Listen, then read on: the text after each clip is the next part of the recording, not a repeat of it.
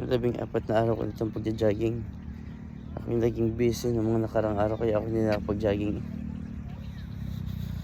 Sa start na ako. 14. Malapit nang umalis eh.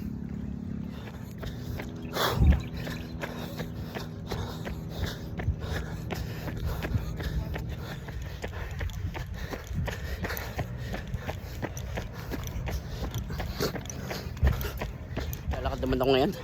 Nakadalawang ikot na ako eh.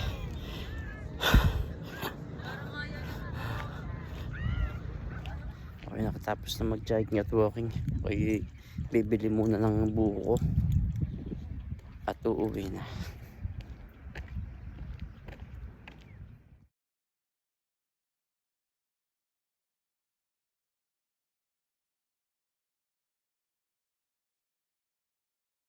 Okay, nabili ng niyog ang buko.